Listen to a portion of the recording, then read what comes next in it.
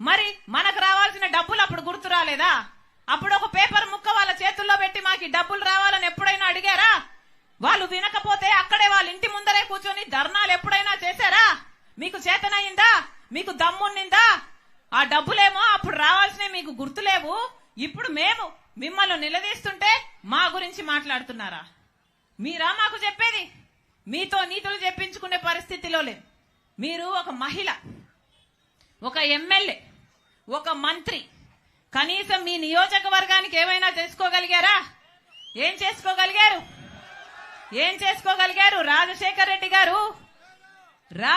రెడ్డి గారు ఆ డిటిపి పెట్టారు. రాజశేఖర్ రెడ్డి గారి టైంలో శాంక్షన్ అయింది. అది కలుషితంగా, నీళ్లు కలుషితం కాకుండా ఉండడానికి రాజశేఖర్ రెడ్డి గారు శాంక్షన్ చేస్తే కనీసం దాన్ని నడపడం చేతనైందా మీకు? దాన్ని మెయింటెనెన్స్ చేసి ప్రజల కోసం మంచి నీళ్లు ఇవ్వడానికైనా చేతనైందా మీకు? ఈరోజు లూమ్స్ లో పాపం వాళ్ళ పవర్ స్లాబ్ మీరు మార్చడంతో 1000 రూపాయలు వచ్చే బిల్లు ఇప్పుడు 5000 వస్తుందట. దాంతో పాపం ప్రజలు బతకాలా, అప్పుల పాలైపోవాలా, ఆత్మహత్యలు చేసుకోవాలా అని ఇక్కడ గగ్గోలు పెడుతుంటే మీ చెవికేమో పడదు. మీరా మాట్లాడేది? పక్కనే ఇంకో రాష్ట్రం ఉంది. ఆ పక్క రాష్ట్రంలో డీజిల్ ధర ఎంత, పెట్రోల్ ధర ఎంత, ఇక్కడ ఎంత? ఏం చేతనైంది మీకు? ఏం చెప్పారు ఆ రోజున? ఇదే వైసీపీ ప్రభుత్వం ఆ రోజు చెప్పలేదా మేము ధరలు తగ్గిస్తాము అని, సబ్సిడీలు ఇస్తాము అని? ఆ రోజు చెప్పలేదా? అంతెందుకు, మందు బాటలు కూడా పక్క రాష్ట్రంలో తక్కువేనట. ఇక్కడ క్వార్టర్ బాటిల్ ఎంత, అక్కడ క్వార్టర్ బాటిల్ ఎంత? అది కూడా చేత కాలేదు కదా మీకు? మీరా మాట్లాడేది? మీరా నీతులు చెప్పేది? సరే, మీరు ఎమ్మెల్యే, మీరు మంత్రి, మీ వల్ల చేత కాలేదు. సరే, కనీసం ఒక మహిళ కదా మీరు, మహిళ ఈ మంత్రి ఉన్నారు కదా మీరు, కనీసం మహిళల విషయాలకైనా మీరు ఏమైనా భద్రత కలిగించగలిగారా? అంగన్వాడీ మహిళలు ఎంత కాలం అయ్యింది సమ్మె చెయ్యబట్టి? వాళ్ళు ఏమడిగారు?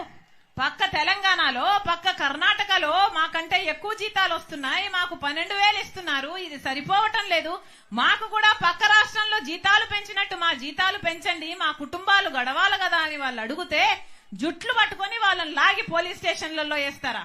ఎన్నిసార్లు అంగన్వాడీ మహిళల మీద ఎన్ని దాడులు చేశారు ఆశా వర్కర్లు? వాళ్ళైనా ఏమడిగారు? వాళ్ళు కూడా అదే అడిగారు కదా. పాపం చిన్న చిన్న గ్రామాలలో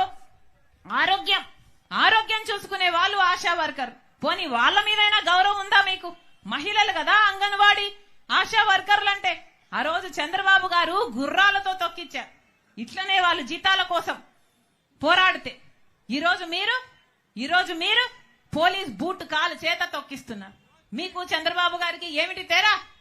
మీరా రాజశేఖర్ రెడ్డి గారి ఆశయాల గురించి మాట్లాడేది?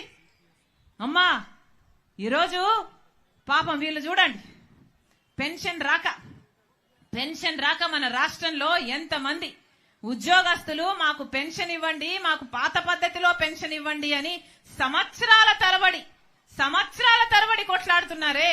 ఆ రోజు ప్రతిపక్ష నాయకుడిగా జగనన్న గారు మీకు మాట ఇవ్వలేదు పెన్షన్ ఇస్తానని.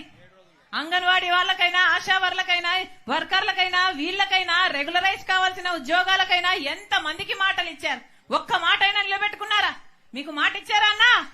మాట ఇచ్చి కూడా నిలబెట్టుకోలేదే. మీరా రాజశేఖర్ రెడ్డి గారి ఆశయాలను నిలబెట్టేది? పాపం వీళ్లకు పాత పద్ధతిలో పెన్షన్ ఇవ్వండి అని వీళ్ళు అడుగుతుంటే అది పట్టించుకోకపోగా ఆఖరికి వీళ్ళ ప్రావిడెంట్ ఫండ్ కూడా మింగేయాలని చూస్తున్నారే. ఇది శ్రమ దోపిడీ కాదా? వీళ్ళ రాజశేఖర్ రెడ్డి గారి ఆశయాలను నిలబెట్టేది? మళ్ళీ చెప్తున్నా, రోజమ్మ నోరుంది కదా అని పారేసుకోకు.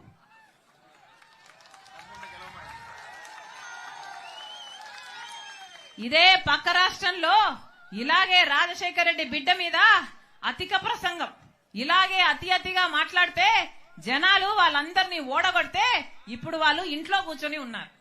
మీ పరిస్థితి కూడా అదే అవుతుంది.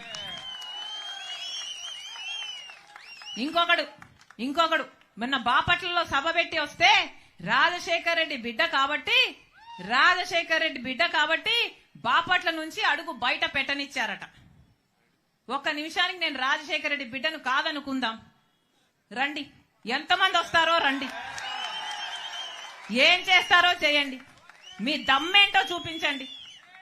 సిగ్గుండాలి కదా, సిగ్గుండాలి కదా రాజశేఖర్ రెడ్డి గారి పేరు పెట్టుకొని రాజశేఖర్ రెడ్డి గారి ఆశయాల కోసమని నిలబడ్డామని చెప్పుకుంటూ ఇంత దయనీయంగా ఇంత దరిద్రంగా ఆడ మగ తేడా లేదు, ఉచ్చం నీచమని తేడా లేదు. 5 సంవత్సరాలలో అన్ని మాటలు తప్పారు, ఘోరంగా పరిపాలన చేశారు. రాజశేఖర్ రెడ్డి గారి సంక్షేమ పాలనకు జగనన్న పాలనకు నక్కకు నాగలోకానికి ఉన్నంత తేడా ఉంది.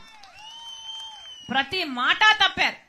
ఇప్పుడు నేనొచ్చి ఇక్కడ మీ తప్పులు ఎత్తి చూపుతున్నానని చెల్లెల్ని అన్న ఇంగితం లేదు. ఇదే పార్టీని 3200 కిలోమీటర్లు పాదయాత్ర చేసి నేను నా భుజాన మోసిన రోజులున్నాయి. సమైకి ఆంధ్ర కోసం తిరిగాను, అలాగే ఓదార్పు యాత్ర చేశాను, అలాగే బాయ్ బాయ్ బాబు అని ఒక క్యాంపెయిన్ నడిపాను. ఎక్కడ అవసరం ఉంటే అక్కడ నాకు ఈ పదవి కావాలి అని ఎప్పుడు నోరు తెరిచి అడగకుండానే వాళ్ళకి ఏ అవసరం ఉంటే అది చేశాను. ఆ పార్టీ మొక్కై ఉన్నప్పుడు నేను నీళ్లు పోశాను, నేను ఎరువు పెట్టాను, నా చేతులతో కాపాడాను. ఇప్పుడు అది చెట్టయింది. చెట్టయ్యాక నా అవసరమే లేదు అంటున్నారు కదా. మీ అహంకారమే చూపిస్తున్నాయి మీ మాటలు. ప్రజలు గమనిస్తున్నా. మళ్ళీ చెప్తున్నా, నేను ప్రజల కోసం వచ్చా.